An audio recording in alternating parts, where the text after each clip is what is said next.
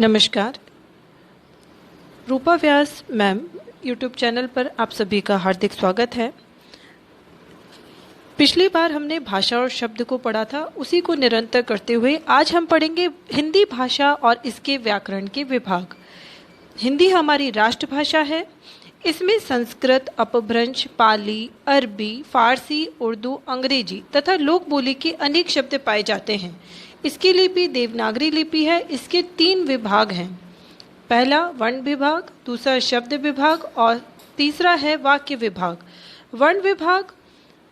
वर्ण विभाग में वर्णों के विभाजन, उनके उच्चारण तथा लिखने के ढंग आदि पर विचार किया जाता है। इसी के अंतर्गत वर्तनी तथा मात्राओं का अध्ययन भी आता है।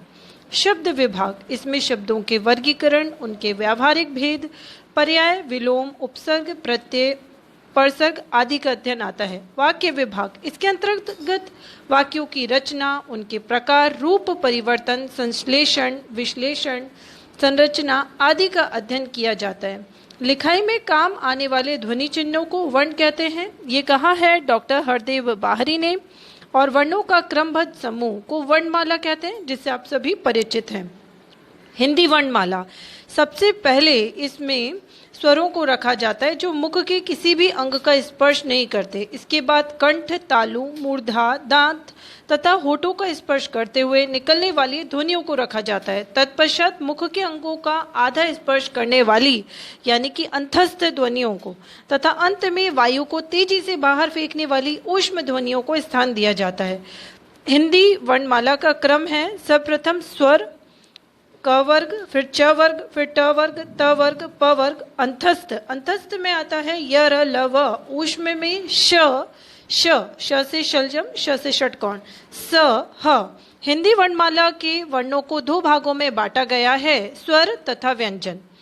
पहला हम पढ़ेंगे स्वर। स्वर का उच्चारण बिना किसी अन्य वर्ण की सहायता से होता है। इसके उच्चारण में वायु बिना किसी घर्षण या अवरोध के मुख से बाहर निकलती है। स्वर के भेद, स्वर के 3 प्रकार होते हैं, ह्रस्व स्वर, दीर्घ स्वर, प्लुप्त स्वर। ह्रस्व स्वर जिन स्वरों के उच्चारण में सबसे कम समय लगता है उन्हें ह्रस्व स्वर कहते हैं। दीर्घ स्वर जिन स्वरों का उच्चारण करते समय ह्रस्व स्वरों से 2 गुना समय लगता है वे दीर्घ स्वर कहलाते हैं। दीर्घ स्वर 7 होते हैं, आ, ई, ए, ऐ, ओ, औ तथा आ, ई तथा ओ दीर्घ स्वर हैं। इसके अलावा तीसरे नंबर पर आता है प्लुप्त स्वर। जिन स्वरों के उच्चारण में ह्रस्व स्वरों से लगभग 3 गुना समय अधिक लगता है वे प्लुप्त स्वर कहते हैं। उन्हें जैसे ओम, भैया, अम्मा आदि।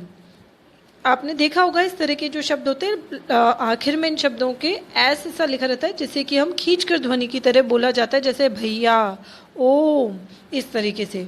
इसी के अतिरिक्त संयुक्त स्वर एवं अनुस्वार स्वर भी हैं, जिसे हम अगली कक्षा में पढ़ेंगे।